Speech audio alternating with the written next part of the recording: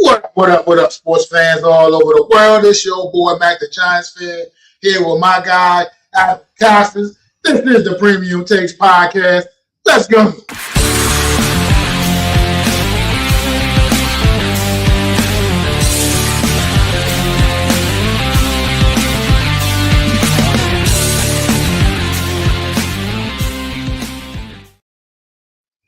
What's going on out there, everybody? How are y'all doing tonight? Welcome to another edition of the Premium Takes Podcast. How you feeling, Adam?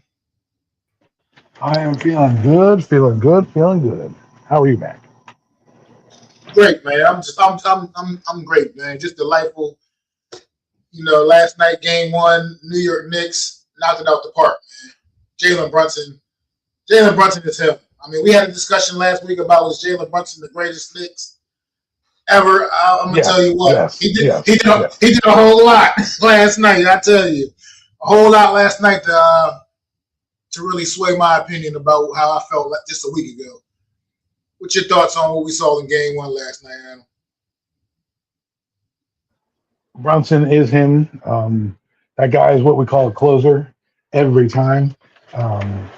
He gets injured in the game, comes back, plays his heart out, and then when you need buckets down the stretch, he's the guy who's hitting buckets, hitting fadeaway jumpers over people, hitting step backs.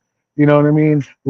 Dribble drive into the hole and throwing up prayer bombs. Now, I will say this for game one. I know we're talking about Brunson specifically, but you said, what about game one? I will say this. The Spurs played a hell of a game, okay?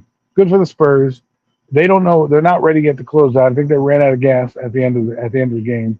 And the one thing I noticed about the Spurs was they didn't hit shots when they were open. A lot of open shots. They had a lot of open opportunities. And they did not hit anything.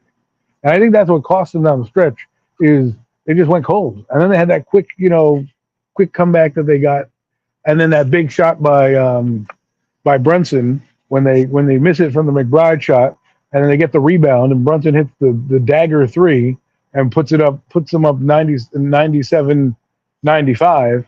And then Wemby gets the ball and fumbles it, and then they go down the court again and score. I thought that sequence when they did not get that rebound, that offensive rebound, after they had just went up, was what killed them. There was two plays that really killed them in that game, and that was one of the major plays. I also have to give it up for Karl Anthony Towns. Okay, that guy played a heck of a game last night. He did what you want your bigs to do. Went in there, bodied up guys. Really played his heart out last night and kept the Knicks in the game so that then Brunson could come in and close it. Overall, I thought the Knicks were outplayed in the middle two quarters, but they held it together. And this is what championship teams do. Is you can see the experience between the two teams. One's been battle-tested in the Knicks, and one's very young in the Spurs that needs to know how to close out games, right? Had they been able to hit some shots down the stretch, they would have been able to close it out, but they just could not do that. And when you give this Knicks team a chance to come back and a chance to put a dagger in you, that's when Brunson can kill you. I think he's the best closer in the game. Like right now in the NBA, there's nobody that I want to have the ball than Jalen Brunson in the final 2 to 4 minutes of a game. Nobody. I don't care. You can name me LeBron. No, this is the guy I want in the last 2 minutes. He can create his own shot. He can hit off the dribble. He just got that ice in his veins. Absolutely, couldn't agree more, man. What's going on in the chat? Tech Leroy Williams Franks says, how you guys feel about Brunson's performance shutting down the Alamo? About to talk about it, man. That's for damn sure. And what's going on, Alex, man? Appreciate you popping in, bro. Always good to see you, man. Always good to see you, brother. But yeah, Jalen Brunson, man, it's just nothing more. I can't say it. Like you said, he's absolutely the best closer right now in the game, in the business, man. When their backs was against the wall last night in that third quarter, thought that the way the Spurs came out of half and kind of started to run on the Knicks, man, I thought that game was about to spiral completely out of control. But then Jalen Brunson just took it over, man. He just took it over and had his way and did whatever he needed to do to bring his team back. He literally put the team on his back and said, follow me, fellas. I'm getting ready to bring us home. And that's what he did, man. Jalen Brunson shut that thing down. But I got a couple other things. Yeah, like you said, you already mentioned Karl Anthony Towns and the tremendous job he did last night. The defense on Wemby, and also when he would get his break in there, and they bring in Freeman, the same thing, man. He was holding it down as well. Really great defensive effort against Wemby. Great game plan. Definitely figured him out in a sense. But Josh Hart, man. Josh Hart did the dirty work last night, man. He only scored 3 points. But damn it, damn it to hell. He scored 3 points, but 15 rebounds, 6 assists, and 4 steals. I mean, just absolutely all-out effort. Great team win for the Knicks last night, man. And this team, everybody was counting them out a bit, talking about, oh, the Western Conference is so much better. It's this, that. Knicks didn't play nobody. It's not for real. They just beat the weak teams in the Eastern Conference. They had an easy route to the finals. Well, they made a statement last night with that W. They made an absolute statement. They let you know that we are absolutely for real and we coming for it. The Knicks, this might just be for real, destiny for real, man. It might just really be that, like what it's all about with this team. That was a phenomenal victory last night. Backs against the wall, and just the things Jalen Brunson was able to do down the stretch. Now, don't get it twisted. Wemby ain't going nowhere. I mean, yes, they kind of kept him under control last night as far as on the offensive end, but Wemby was still very dominant on the defensive end last night, and that's still something they're going to have to figure out because look, Bridges came out, was ice cold last night. Didn't get much out of him. Like I said, Josh Hart only scored 3 points himself, even though he did. But he added so much more. So I think the Knicks got to just, they got to continue doing exactly what they did. If it ain't broke, do not fix it, man. You come out there in Game 2 tomorrow night, and you have a real opportunity. Because, I mean, the real goal was just getting one out here in San Antonio. But if you can go out there tomorrow night and get Game 2 as well, now we're cooking with gasoline. Now we're cooking for gasoline. You might as well go ahead and get the parade set up already if they go out there and win tomorrow night in Game 2. Well, I can't disagree. I think it will be a big advantage, but I think they're going to come out with their hair on fire, the Spurs. Like we said about the Knicks and their role players, some of their guys are who their guys are. They were just out defense, and the San Antonio Spurs defense kept them in a game a lot. And I expect their team to shoot better. I expect Castle to shoot better. I expect Vassell to shoot better. Champagne, whatever that guy's name is, Champagne or whatever his name, he went ice cold in the second half. I don't expect that to happen. Those are the Knicks have played some teams, like I said, that if these teams can convert, right? Because if you watch what San Antonio does, they take a lot of dumb shots. Like they don't get second. If you take dumb shots and have nobody under the boards to grab the board, you're going to put yourself at disadvantage with the Knicks because all they're going to do is turn around quickly in transition and stop you. What they need to do is start to move past the ball and get good quality shots and knock them down when they have an opportunity, right? When they were getting offensive rebounds, they were getting out-rebounded underneath the paint, even though their guards are pretty good. Like you said, Josh Hart had 15 rebounds for the Knicks. The guards of the Spurs are good, too, and I would make a lineup change if I was Mitchell Robinson. First off, I've stopped playing the stupid switch shit. Keep Wemby in the middle of the fucking floor. Don't have him switch out and do nothing. If you want to play man, then you have him play man and play a soft type of zone where he guards Karl Anthony Towns, right? You need that guy in the paint. I also would probably put Vassell down and put Cornette in the game. Why would I put Cornette in the game? Because I need the extra rebounding. I have 3 shooters, 3 quality scoring options between, well, technically 4. I have Wemby. I have, Timon Foxen, who should be scoring points, but clearly did not do much last night, missed a ton of shots. If he hits some shots, maybe they win the game, right? Maybe they have a chance to close out the Knicks. I think Castle didn't have a great game either if he had shots. So you talk about those 4 guys, Wemby, Castle, those 3 guys, Wemby, Castle on the floor, right? And then you can add Vassell if you like, or Champagne, whoever. I would put Harper on the floor with them, right? And put those 4, that would be my 5 guys. What does it do?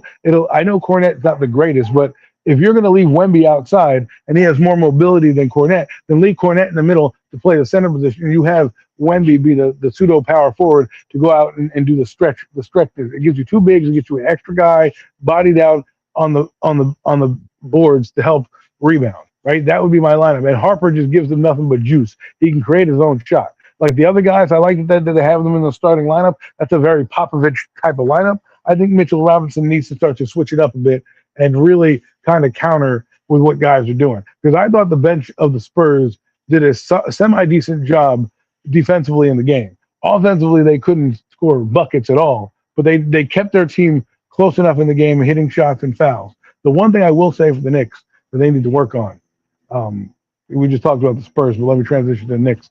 The Knicks need to stop getting into foul trouble. You kept the Spurs in the game by allowing them to go to the foul line with 7 minutes to go in the quarter, in the third and fourth quarter, because you're getting fouls. I expect that to still be the case this coming game, and I expect the Spurs to be at full throat in this game. If they go down 0-2, you might as well call it curtains, right? Curtains upon curtains. And I think the Spurs team kind of knows what they did wrong. I want to see if their players, now that they have another day of sleeping at home, right? Because they were in OKC, you had to travel back. You only had a couple of days. Then you had to get practice in. I'm not trying to make excuses, but that kind of gives you a whirlwind. Now that you've settled and you know that you're here in the finals and you had that moment, let's see how Wemby comes out this game. Let's see if he is a bit more aggressive and see how Mitchell Robinson tweaks that lineup. Because I do feel in some of the defensive instances, while their defense was good, why is Jalen Brunson getting mismatched against Wemby? Like, how is that happening?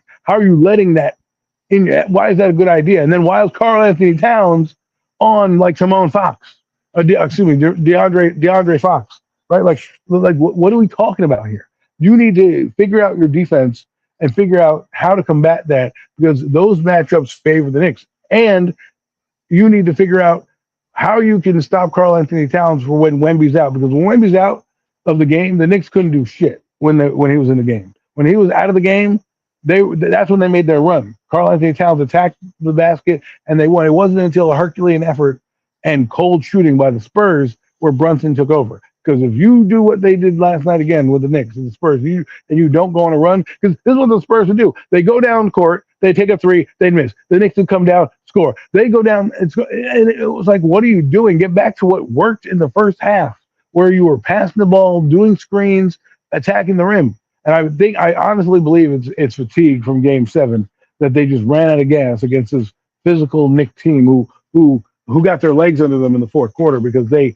only played 4 games in 23 days, or whatever Mike Breen was saying, playing 4 games in 23 days. So almost, however many rests that they had. It was a long time that they had off, right? So that's what I would say for the Spurs. I thought it was a great game. Good for the Knicks. Maybe you're right, Mac. Team of destiny. Sometimes, why I think they're a team of destiny? That McBride shot. That was the other play that went in. McBride takes a shot from the corner. Looks like a prayer shot. Looks like an absolute prayer shot. I'm like, oh, Spurs are going to go grab the rebound, run back down the court, and take the lead here. And it bounces off the backboard and goes in. And I'm like, oh, that's the type of night. That's the type of team. And those are the type of shots the Knicks have been hitting all playoff long. I mean, yeah, that was a great analysis. And Tech Leroy Williams said that was a great analysis, Adam, by the way, man. Throwing you a compliment there, man. But thank you. But so how do I follow that up? I think what it is, a little fun fact about the Spurs team is that they are the youngest team to ever advance to the NBA Finals. And this is a very young team that may just be a year away from really truly starting what I think is getting ready to be another Spurs dynasty, to be quite frank, because what they got on that team, the Wemby and all the other talented young players all around them, this team ain't going nowhere, man. That team ain't going nowhere. This is the year where they're ripe for the picking. They're young. This is their first time being there, and they're ripe for the pickings right now. The Knicks got to take advantage of this moment because the Spurs, trust me, when I tell you, they are getting ready to be a dynasty, but it ain't starting off this year. That's all it's going to be. I think as for Wemby, I think what would be a smart thing for Wemby, man, is to me, I know his game is what it is offensively, but get down in the blocks a little bit more if you have to, man. Get Karl-Anthony Towns in that foul trouble because Karl-Anthony Towns will commit the dumb fouls if you get him, put the pressure on him, man. And I think that's something they need to really kind of do, force the action a little bit more from that standpoint. Karl-Anthony Towns, tremendous job defensively last night, man. But I think Wemby, you kind of made it a little easy for him anyway, in a sense. That's all. That's my one thing I say about that. As far as what they can do, something they can do to maybe help attack the Knicks a little bit better and have a little bit more success. I think if you get those guys, because once you get Karl-Anthony Towns in foul trouble, then like I said, comes in, but he can't provide on offense the same thing that Cat can. So that would be probably something that they should maybe look into doing, I would think. Bookends. Say, go New York, go New York, go. That's right, man. Look. Ain't no men's professional team won a title in New York since the New York Football Giants did it in 2011. No, the Liberty won a couple of years ago over there in WNBA, but yeah, New York's ready for this one right here, man. And I think this Knicks team is I just feel like after what I watched last night, I just don't see how they lose this series, man. This team is they're focused. This ain't no fluke.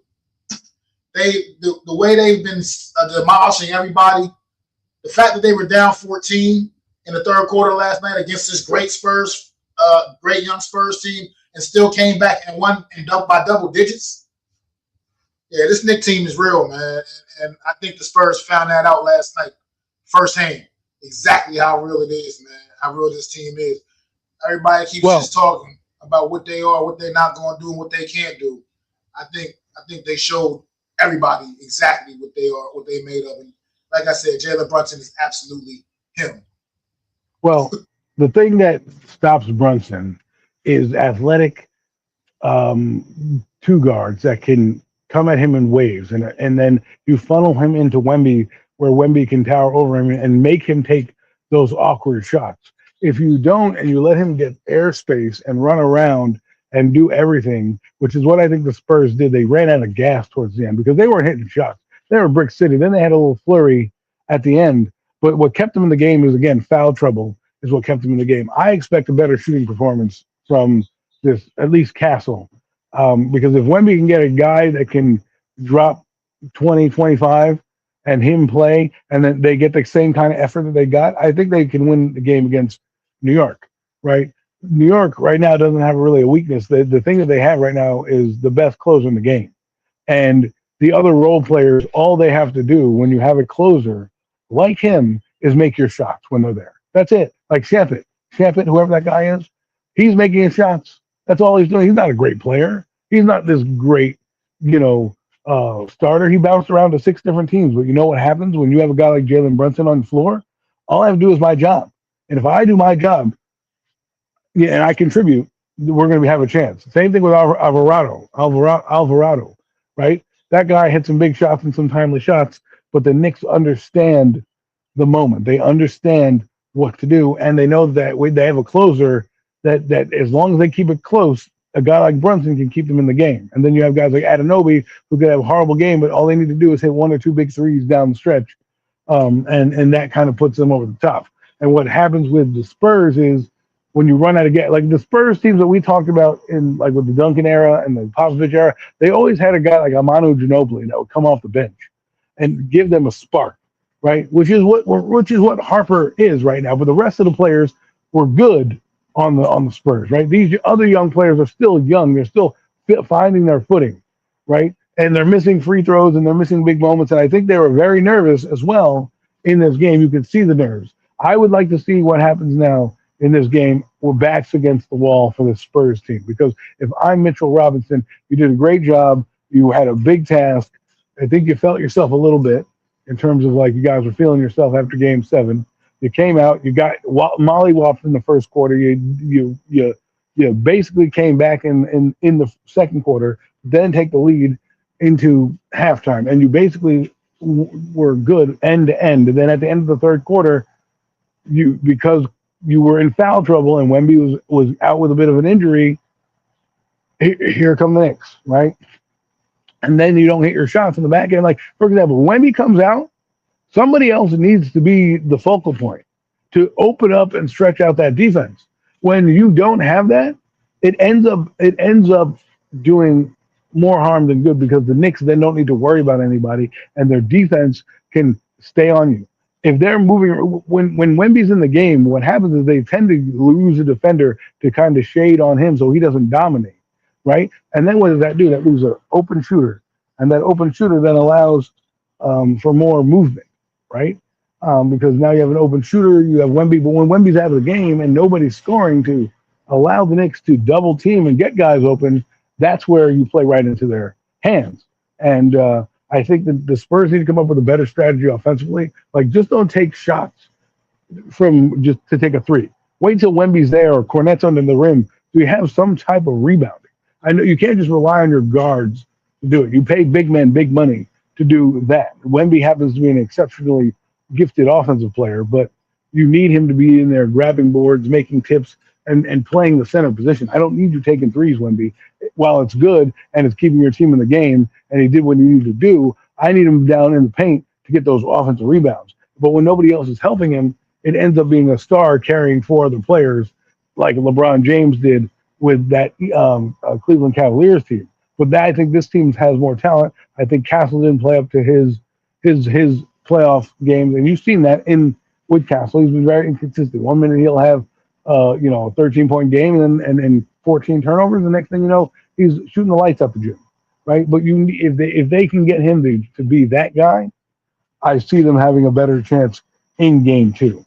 If those players play the same way, they're going home early. You can just kiss it goodnight because they're not going to win any in New York, right? With 2 games looming in New York, you need to win. You need to win at least one in San Antonio. Now San Antonio is where the Knicks were in game 1. They need to split the home games now so that when they go into New York, if they happen to lose, you still have a pulse because you still have 2 games in your building, right? Or at least 1 game in your building to get back on track. You know what I'm saying? So it's a big game. Absolutely is. It's absolutely a huge one, man. But they just got to get Wemby some easier looks, man. Like, just get them closer to the rim, man. I think that's just what they really need to do. The Spurs need to do to really take this thing over. Like I said, get him in there in the paint, and he's going to do damage, man. And anybody that's in there is just not going to be able to stop him down there. I agree with you. Sometimes I understand his game. He's such a, like you said, so talented. But sometimes you just got to be the big man that you are, man, and go down there and start and do what you got to do. That's what it's going to take in this one. You're going to have to really dig it all out, Wemby, if you want the Spurs to get back into this one, man. Here, I just feel like the Knicks they're too physical. And the fact, we're not even talking about Mikal Bridges and the fact that he had a pretty much a god-awful game last night offensively. Brilliant on the defensive end of the court. Brilliant, as always, on the defensive end of the court. But offensively, he probably had one of his worst, maybe it might have been his worst offensive performance of the whole damn playoffs, to be quite frank. I think that's another thing that the Spurs have going against them is the fact that pretty much can't count on that happening again.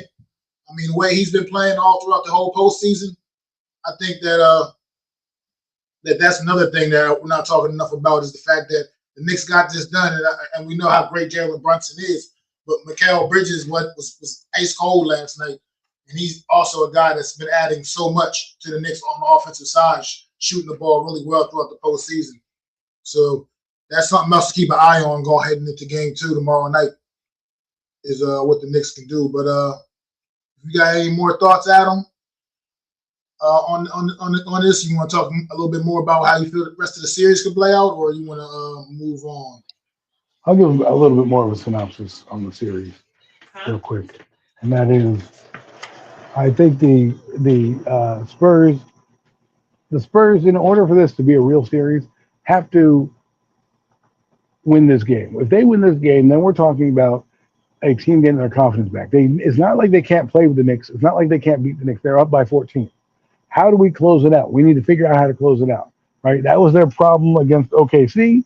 That was their problem against a lot of these teams. They let them back in, and it is the Wemby factor. When Wemby comes out of the game, they don't play the same way. So the Spurs, what they need to do is figure out when to take Wemby out, right? If you're up by 10, You take Wemby out, they score like 3 points, you bring them back in.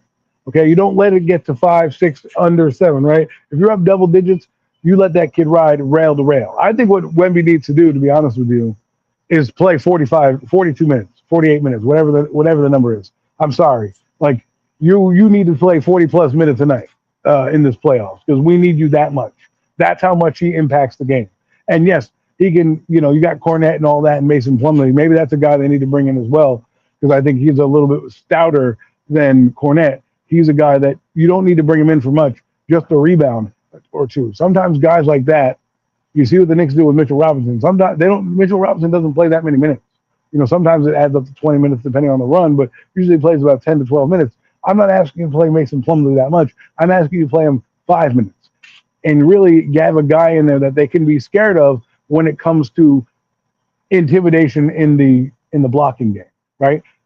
As opposed to when you bring in Cornette, he while he's big and can do certain things, he doesn't have the imposing figure that a Mason Plumlee does or Wemby does. So for me, if I'm strategically looking at this, I would not do that stupid switch zone that they do, the switch play man. Just say, you're Karl Anthony Towns, and if this guy comes in, you shade to his side. I don't want to see all this bullshit that they were running last night. I think that's what confused them. I think that's what cost them because you're getting the Knicks are just getting matchups that they want, right? They're getting Karl Anthony Towns on a smaller guy. They're getting Brunson on a bigger guy because of how you're playing defense. I would say play a zone defense, let your guards roam around, let them come to you as opposed to going to them, or play a strict man where you have to be able to, guard your man up. If you can't guard your man up, like I said, play zone, allow Wemby to roam around in that painted area to make shots imposing. When you bring guys like Cornette to the top because you're trying to guard Karl Anthony Towns because he's hitting a jumper, let him hit that jumper. I'll take that jumper all day, every day from Karl Anthony Towns. What I don't want is Karl Anthony Towns clogging up the middle and getting double rebounds and allowing my guards to be able to go in there and jump in because there are not that many big guys in there, But when you do that and you bring Cornette out, you're leaving and you have nobody down there to go rebound. Let's be honest. Castle and Champagne and all those guys, they're not big when it comes to Mitchell Robinson, OG Anunoby, and all those guys. You're at a disadvantage. So the Spurs really need to come up with a game plan where they can utilize their bigs more and figure out how they can really rim protect. Because if they can rim protect a little bit more and get those second chance opportunities, they're going and hit the open shots. I know I'm saying a lot, but hit the open shots that are there that their team are capable of doing. It's going to be a different series. I honestly believe if they hit a few more shots, Damone Foxon hits a couple shots and gets his average or averages like 15, 16 points and really is a threat, I don't think the Knicks come back. But because those guys, they didn't believe in those guys, they're running out of gas. We got a guy like Castle who is a streaky shooter and Vassell who wasn't hitting the far side of a barn. That's what you get. So we'll see if they can improve there. They improve in the 3-point game. We got a different ball game. Absolutely. I'm not lying about that. But shout out to Landry Shamet too as well. Shout out to him. Also coming off the bench for the Knicks last night with some key buckets. And so shout out to him.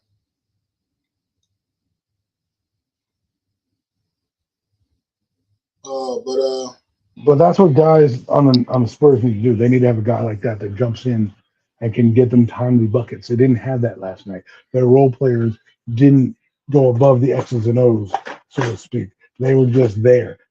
While they were good, it's fine. I'm glad that you're there. I need you to be more than just there. I need you to be present. I need you to be able to, score a 3-point basket, get going a little bit of a run. When you got a guy like Shamet in the game, he changes that dynamic and puts the pressure on the Spurs bench because they need to match his energy, his intensity, and what he's doing. So the Spurs need to find somebody to come in and get some scoring done. Absolutely. And on that note, let's change gears. Let's talk a little New York Giant football, Adam, man. Obviously, big news of the week for the New York Giants is OBJ, the prodigal son, has returned. to the New York Giants. He's here with the team in the spring, and I'm saying it like that because right now that's what he is, here with the team in the spring. Nothing is guaranteed to one Mr. Odell Beckham Jr. But what's your thoughts on what the New York Giants did this week, and what you got to talk about? How you feel about them, man? Well, I feel like the desperate football player comes home, right? Like I like Odell Beckham Jr. and all this, but he really was doing a lot of like, you know, I guess like peacocking and making it seem like he wanted to be here. And it was about timing, right? Timing needed to happen. Barrios goes down, you know, they had an opening, and here you go. Obviously, the kicking game was a factor because they had to bring in Juju Smith-Schuster, and they cut one of their three kickers that they have in camp. So for me, Odell Beckham Jr., I'm not expecting. If you're expecting 2014 Odell Beckham Jr., I don't know what to tell you. For me, I'm all about the young guys, right? You brought in Malachi Fields. You brought in a Calvin Austin. You have Malik Neighbors there, right? You brought in Darnell Mooney. Those are my guys I need to focus on. Those are my guys that I need to make sure get the burn that they are, because I don't know about you, but Mooney's getting paid a decent amount of money to be on this team. You're not going to put that guy on the bench all of a sudden for a veteran minimum Odell Beckham Jr. unless Odell comes like in gangbusters. But I'm like with you, I'm cautiously optimistic. I don't expect much out of him, especially if you look at it. He doesn't play special teams right now. I don't know if you saw the depth chart for OTAs as punt returner, but Barrios was the lead punt returner. So if you're keeping Barrios as the lead punt returner, right? Like let's say right now, because that's what Jordan Renan posted, right? He posted that, you know, Barrios got the first crack at it, and then it was Calvin Austin and a few others. Well, here's the thing.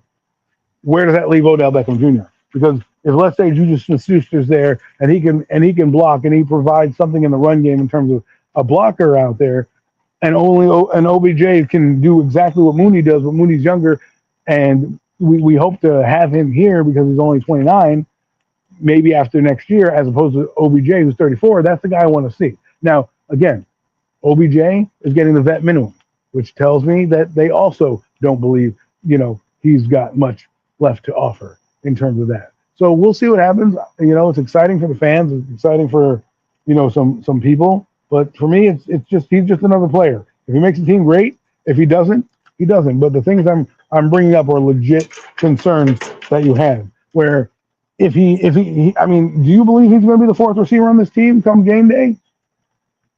Oh no, not right now. No. I wouldn't put money on that right now.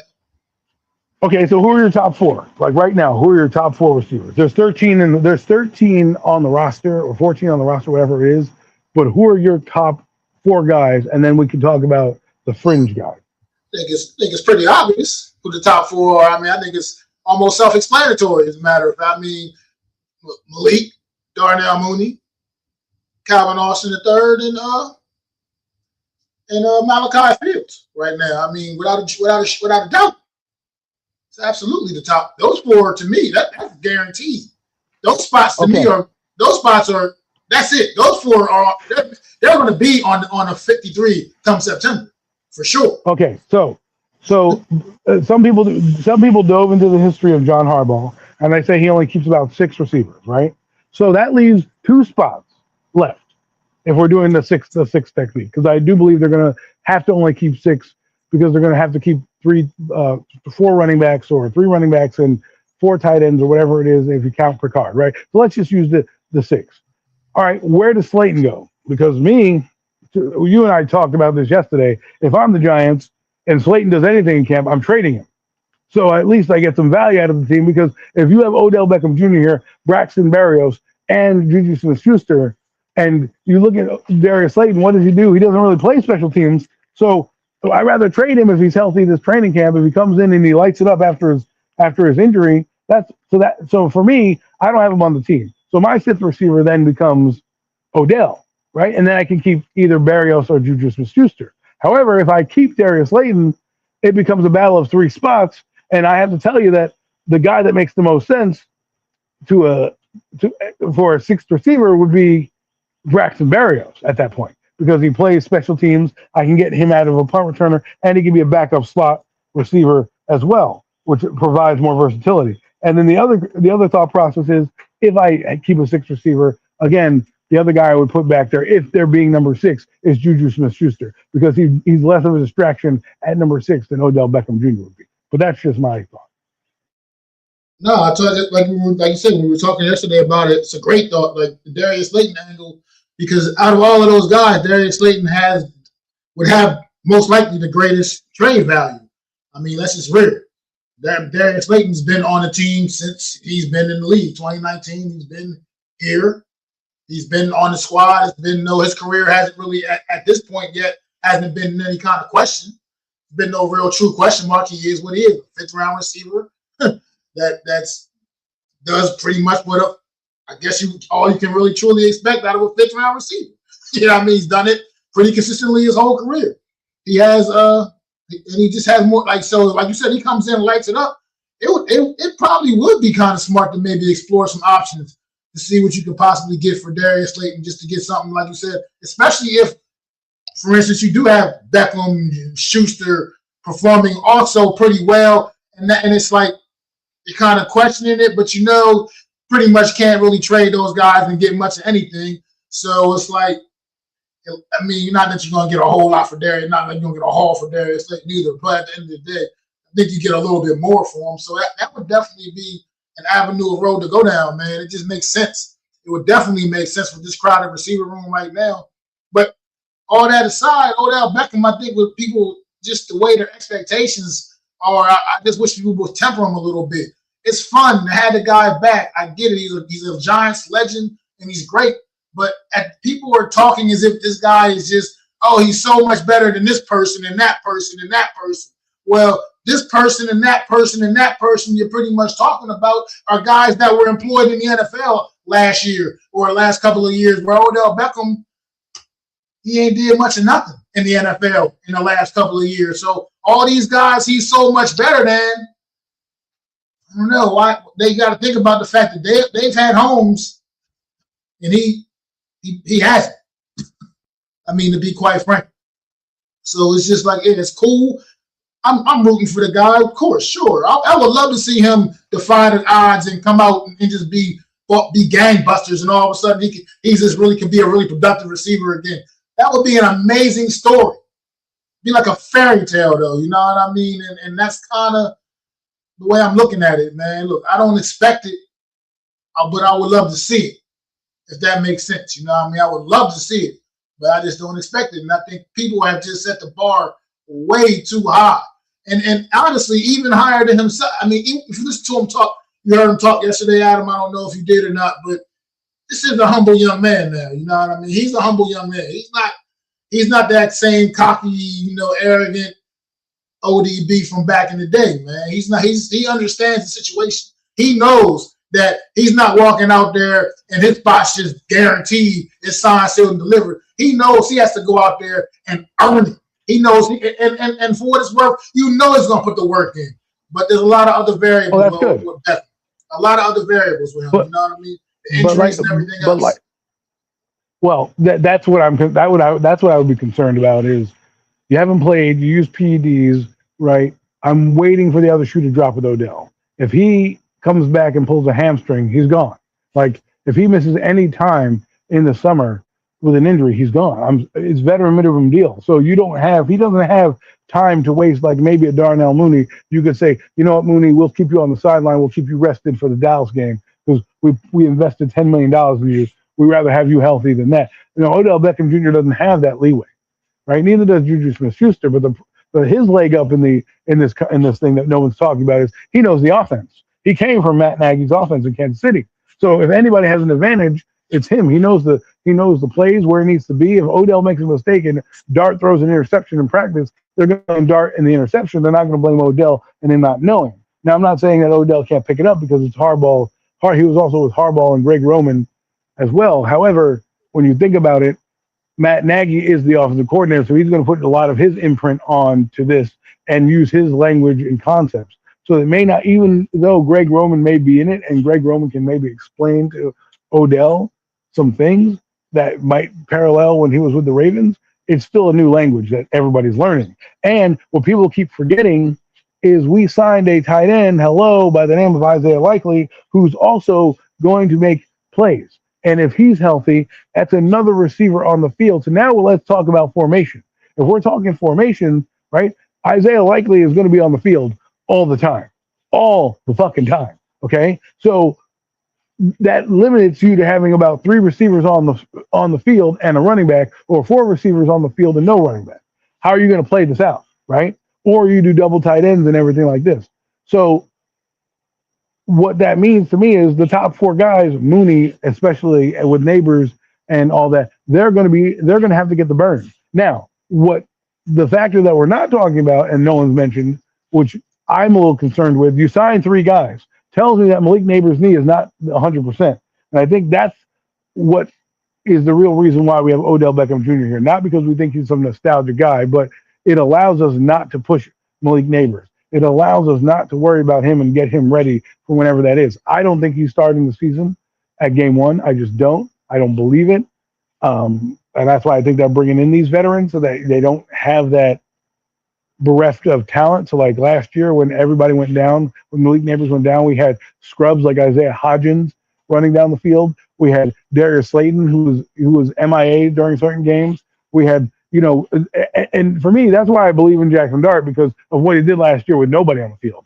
You gave him Theo Johnson. Now you're going to give him Isaiah Likely. So you really, when you bring in this Odell Beckham Jr. thing, you can't just think in a micro level. Like, oh, what's he going to do for the receiving corps? You got to look at a macro level in terms of formations, what the Giants are trying to do this year, how they're trying to have an identity on offense. If you're running 12 personnel, two tight ends, right, Theo and Isaiah Likely, that means Mooney and either Malachi Fields, Mooney and Neighbors, Mooney and Fields and Mooney, like whatever combination you want. Maybe you bring in an Austin if you don't need the third tight end, which you can do a lot of things with. So this is really why the Odell Beckham Jr. thing to me doesn't make sense. The other reason why I wouldn't want this is like I really wanted them to bring in guys that they're going to bring in next year, because another problem that no one's talking about is if you look at the roster, you and I spoke about this, there's like three guys on the roster next year that are guaranteed to be here by contract, not necessarily by that. One of them's Malachi Fields, one of them's Malik Neighbors, and the other one is Darius Slayton, but we don't know if he's even going to be on the Giants next season because they'll have one season left. And again, if he gets any burn, he'll probably want to be traded, right? So, Hyatt's gone. All these other guys that you drafted and brought in are all gone now. So you have no resources in the place. So for me, if they had made a trade or got a Jordan Tyson or another guy that I could have believed in, like I believe in Malachi Fields, but let's be honest, I think he's going to be the third receiver at best. And you don't want to expect that much expectation. However, you traded up for that guy. That guy's playing, okay? Just like you had Hyatt. That guy's going to fucking be out there because you invested in him. So with Mooney and the investment that you made and Isaiah Likely, it's really hard for me to believe that Odell Beckham Jr. has a legit shot to get actual burn if he makes the team. It's an uphill battle, man. It's definitely going to be an uphill battle for him. But talk about the receivers a little bit. Like you said, we to bring on Juju Smith-Schuster, they released Jason Sanders, one of the three kickers they had in camp. Interesting move. Jason Sanders, you would have almost thought would have been the guy that had the inside edge, like on winning the job potentially, just because he's the vet, the most veteran. He was the most veteran guy in the room, the guy they brought in out of free agency this off season, and yet he's the guy that they end up sending home. Now John Harbaugh also said it's a possibility he may even go look to bring him back. So everything's on the table. Anything's still on the table, but I just like the competition John Harbaugh is creating with this football team. Excuse me. It's just competition at every level, all over the field, man. In the secondaries, you got great competition. In the wide receiver room is just absolutely crazy. I mean, look at even the tight end room. I mean, that people are not talking about. You still got a couple of guys jockeying for them last couple of spots. I mean, Theo Johnson and Isaiah Likely, you can pretty much say pencil them in as tight end 1, tight end 2. But after that, man, all bets are off, man. I mean, I know people are talking man hurts because of what he can do with the run game and his blocking ability, but that's not no guarantee. I wouldn't call him a guarantee at this point. So it's just a lot of great competition across the offensive line. So much depth has been brought into this football team, man, that I don't even know what I'm looking at when I look at this New York Giant roster anymore. It's not what I'm used to. We're going to have tough cuts, and we're going to have a lot of good guys getting released at the end of training camp that people are going to be lined up for.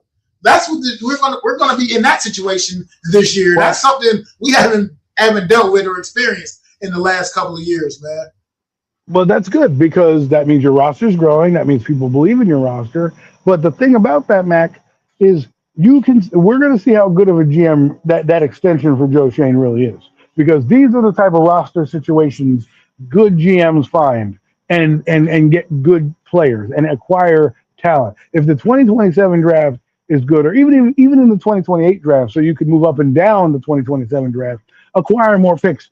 Do it with guys that are needed. Don't just let guys get cut if you hear them need to be traded. Try to make that trade. People don't realize fifth and sixth and seventh round picks now are valuable more so than they've ever been, not because of necessarily the players that they can net you, but the currency that it gives you to move up and down the draft, right? Because people will throw in an extra fifth or a sixth or whatever. I'm not saying cut the draft off at 4, but and I'm not saying you can't get good players at 5. There's been plenty of people who've made teams at 5 and 6. But what I'm saying is take something instead of nothing, because you can move up and down draft boards or acquire talent. The whole point of building a roster is to get the best players and the most talent. So if you get a lot of draft picks, well, good.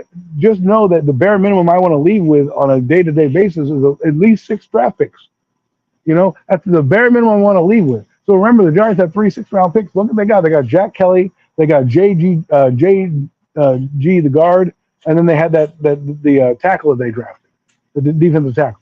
All those players look like they have high upside and potential, right? So if you think that those guys are solid, and you're getting those veteran players now in college, remember, who are gonna drop to the 5th and 6th round because of their age and the longevity of what they've done in college, you're going to get older players whose stock may not be as high because you've got a Malinoa who's in there at 20, but I got a guy who's at a guard at 25. I'm not going to spend a first-round pick on that guy, but I can kick him down to a 5th or a 6th, depending on certain circumstances. So what does that mean? Well, you're going to get more talented guys who are older in college coming out, so acquire those 5th and 6th round picks. If we have the talent, which, like Max said, we haven't had in years, where people are going to line up and go get our players because somebody we're cutting from the linebacker room or from the running back room or from whatever room. Some people are going to come get some of our players, as will we. I don't want the Giants to waste any draft capital in this regard unless you need it. Like unless a receiver falls to you, like someone's getting rid of Keon Coleman, right, or Xavier Legette or something like that, and in a position that you need. And it's going to only cost you a conditional like 6th round pick or something like that, then yes, that's a move you want to make because you have no receivers. But don't just take any Joe Schmo or make any trades for no reason. So if we're going to really find out this fall, this late July and August when they make the cuts, if Joe Shane is really a good GM, because I want to see him. You got the extension now. You take the low hanging fruit like Arvell Reese and all that. Let's see your late round picks. Let's get them. And with John Harbaugh kind of running the show and Don Apatow kind of there as well, and these other guys that they're bringing in that are now new talent evaluators, I want to see how they utilize these back end picks. Because if you know, Mac, you know us. The Giants have had a history of having late round picks do well, over the years. Jesse Armstead's one that comes to mind. You've had guys like Victor Cruz, who was an undrafted player who came through. You've had a ton of other players and lower end players like Conrad Hamilton started for us back in the day. Percy Ellsworth was a starting safety for us back in the day. Jesse Campbell was a 5th round pick. He was back there doing things. So it's not out of. You had Jabril Wilson, who nobody talks about. James Butler, right?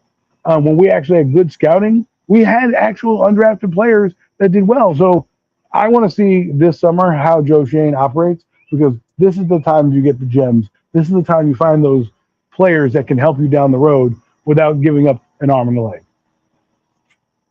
Absolutely. Oh, one more thing, just to touch back on the Odell Beckham thing real quick, because like I said, if you listen to John Harbaugh and him and Odell Beckham both spoke yesterday after practice. And Harbaugh, I was shocked when he said it, but he was like saying Odell Beckham is healthier than he was the year he had him in Baltimore. He said right now he's currently healthier than he was that season. So and Beckham reassured that as well, saying this is healthy. He's been. So I don't know just what you want to weigh, what you want to put into that, but at the same time, he seems determined. He does seem determined. I will say that much. He does seem very determined and understands the situation. So, let's play it out, okay? He's a healthy guy. John Harbaugh, I hope he is healthy because I wouldn't want to bring in, a one-wheeled Odell Beckham Jr. However, he wasn't healthy in 2024. He just was out the league for PEDs, right? So it's not like he wasn't healthy. And if he's healthier than he was in Baltimore, I got to wonder if he's still on the PEDs because you don't go reverse in age in football, right? 34 years old, you're not just all of a sudden going to, unless you're LeBron James, and we can get into what he's using as well.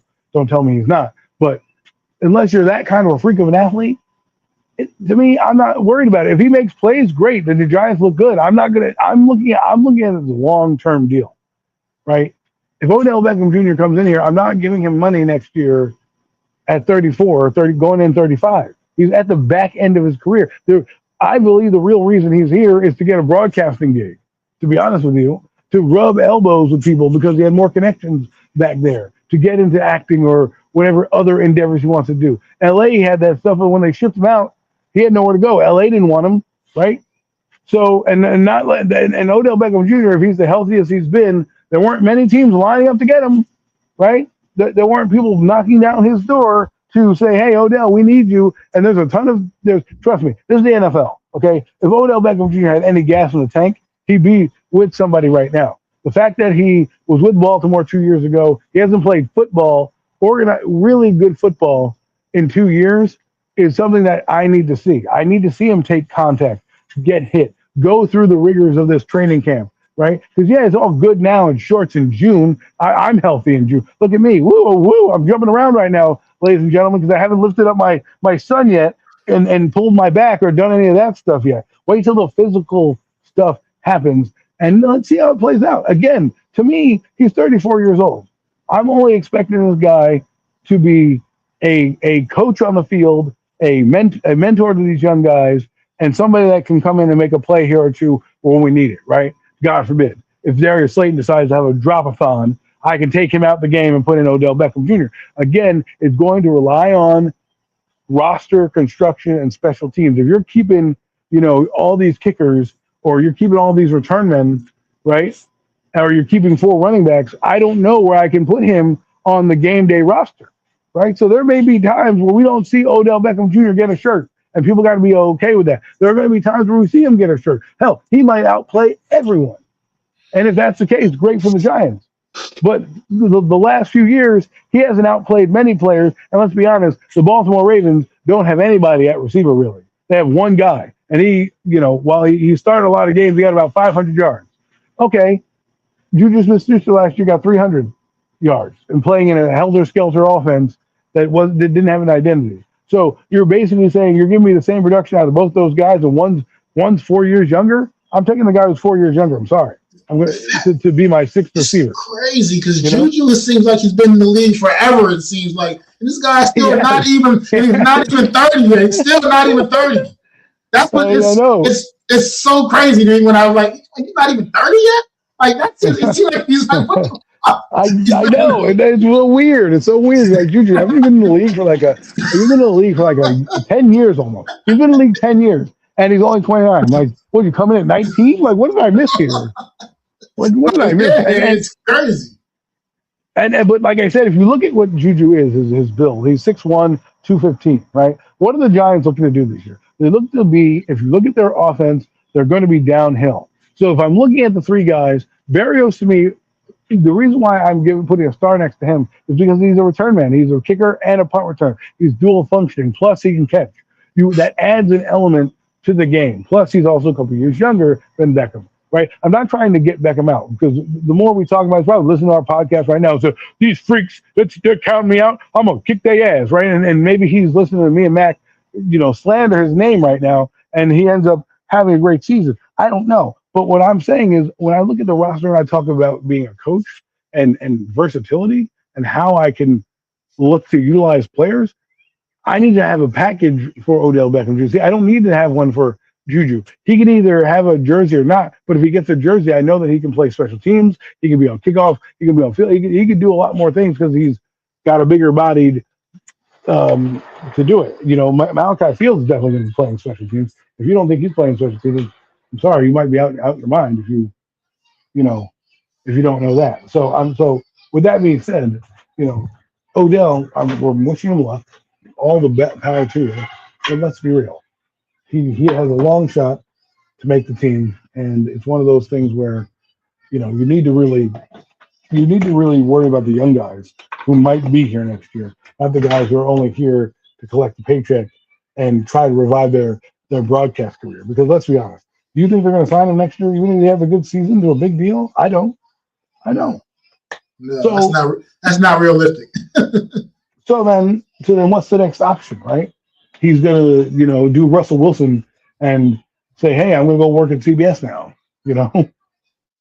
Yeah, I mean, look, that's another thing. That's funny talking about the age thing, because that's something else he brought up about his age. And I'm not saying he's not old. He's like, since when is 33 old? In life, 33 is not old. You're right. You're still a young man in life. But in football years, bro, that's kind of starting to creep up on the ancient years. You know what I mean? In football years. So I think he needs to understand that's all that's coming from, man. Look, you're not actually an old man.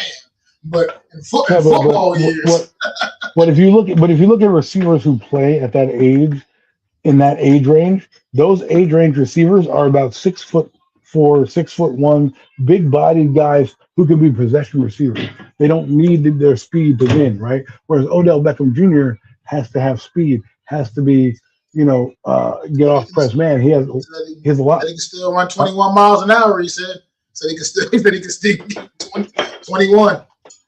Okay, that's great. But again, go down the league and see how many teams have 34-year-old receivers. Right? I get it.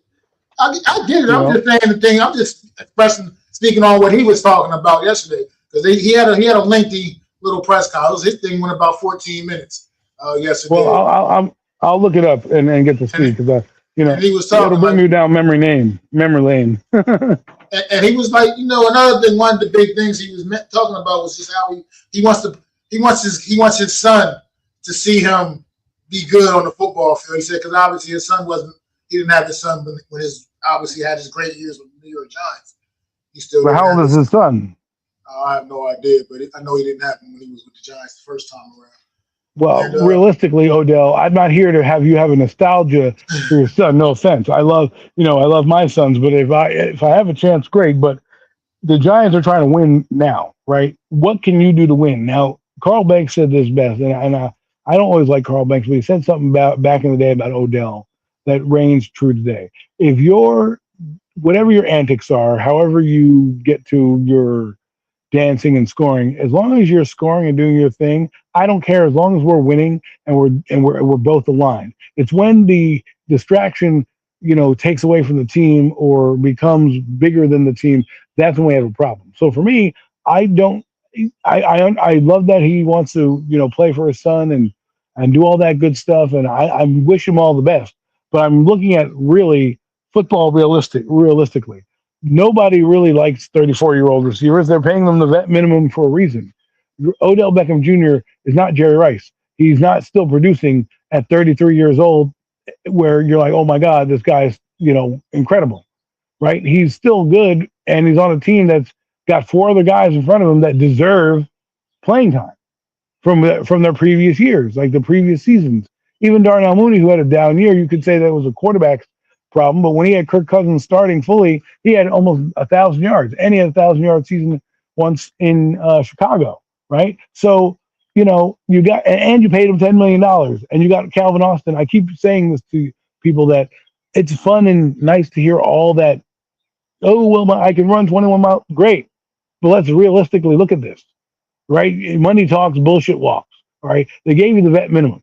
They gave you the vet minimum to make the team that if they cut you, there's no harm, no foul. And if you make the team, it's low risk, high reward for them. and no risk if you don't do it, right? Plus, you got three other guys you're competing with. So let's just see how it plays out in training camp before we start to like. I'm not trying to poo-poo people's things, but the Giants didn't bring in Odell Beckham Jr. as one of their main weapons. They brought him in because give him a tryout. They need depth, but they have 13 fucking guys. 13 guys. Like, that's insane.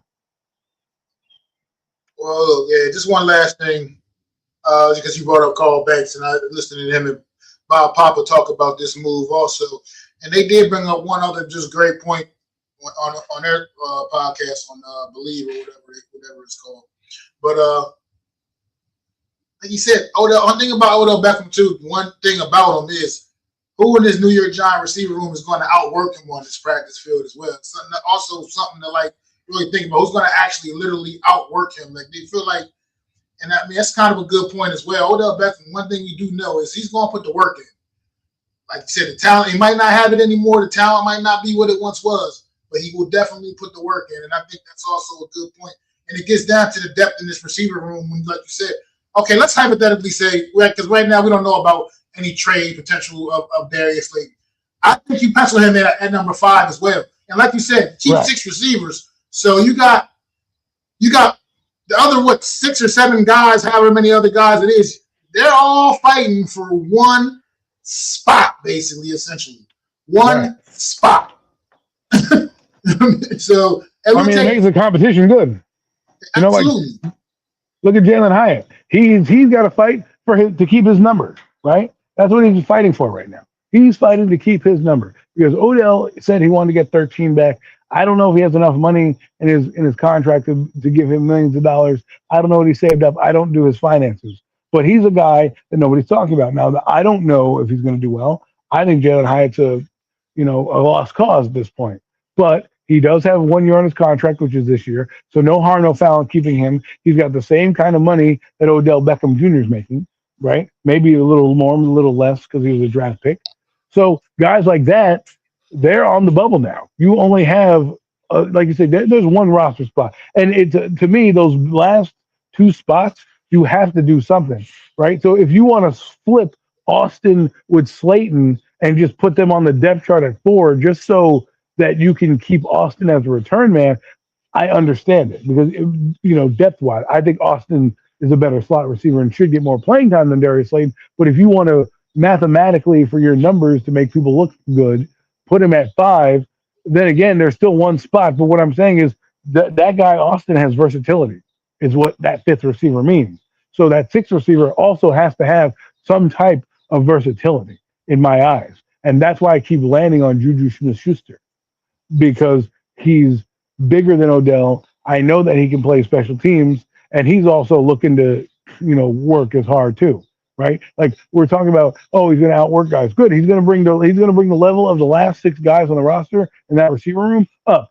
So you're going to see all those guys make it. I'm not saying Fields is not going to work out. What I'm saying is you already know the 4 or 5 locks on the team that are going into the receiving room right now. So we're essentially talking about one position, maybe 2, depending on what Slayton's situation ends up being. So that's going to leave the other, 7 guys that are there to go up against Odell Beckham Jr. And there are a couple guys that have been around the block as well, right? Barrios is not he's no slouch. And I think Schuster, Beckham, and Barrios are all on the same level. They're experienced veterans at this point. You can't really base their accolades on what they're doing. You're just like an experienced body who's been in the NFL. It's kind of like your 12th man on the bench in the NBA, right? It's sometimes some old veteran that you see remember like the Malik Roses of the world where, you just got him there because he helps play defense. He doesn't really do much anymore. That's what this is going to be. It's going to be an old veteran presence that, if called upon, can make plays. But if not, he's going to be there. So then it becomes, can I keep, like if Juju's was shoot, let's play, let's do this, right? If Dylan Cambridge or Bo Collins play exceptional this camp, and you have Odell Beckham Jr. and they've played up to the level of Odell, let's say they've done basically the same shit, kind of had a good training camp each. Who am I then going to think about? A guy that I already have on my roster that's younger, or am I going to keep Odell Beckham Jr. because I want some nostalgia purposes to sell some jerseys? It really comes down to that. That's what I want to see. How he performs, where they're going to align this depth chart, because that's where you're going to see this receiver. How many fifth receivers are there? You again, if you look at what the Giant personnel is going to be, the fifth or sixth receiver may never even see the field in terms of formation. That's why the only way I believe is you keep a sixth receiver is if they play special teams. That's why you get a guy like Schuster and Bo Collins and that type of thing. That's just my thought process to it. I know it's not sexy. I know you people think I hate Odell Beckham Jr. I'm looking at it as a practical football move. That's where my mind is at. Like I said, I'm with you, man. Like I said, I would love to see it work out. I'm just not betting money on it. I just don't. I can't right now. Just based off of what I know, I wouldn't be willing to bet money on it. That's it. I mean, but it will be a great story, like Bookend said here. It will be an awesome story. But look, I just don't. I can't right now see it. To be honest, it's just Adam. Everything you said is right on the point, man. Like you said, all the young talent we have, and if they're just even remotely in the ballpark or equal, they're going to have the advantage. They're going to have the edge. I mean, that's just reality. You're not going to go with the older guy that's only just as good as the young. That's only as good as the younger guys you got that can give you longevity. That can potentially give you longevity and be a long-term solution. Odell Beckham, no matter what, I don't imagine him being a New York Giant beyond this season, regardless of what he does this year. If he makes the team, right, and I just don't see it being going any further than this year with the New York Giants, at least. He wants to keep on playing football. He has a little success this year, wants to keep playing football. It's most likely going to be with somebody else next year for sure. So that's just real. But it's going to be with the New York Jets. But guys, do appreciate y'all hanging out for the last past hour, kicking it with me and Adam, man, talking a little bit of Knicks, talking about the Giants a little bit, man. Definitely appreciate y'all tuning into another edition of the Premium Takes Podcast. Throw them fours up for our guy, NYG Jeffy T. We'll see y'all next week. Maybe Zion be back with us, man. It's your boy, Mac the Giants fan. And that's Adam Casas.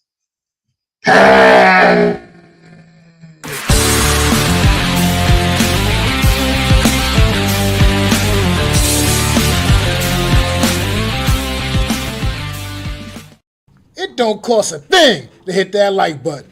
Just do it. Do it. Do it.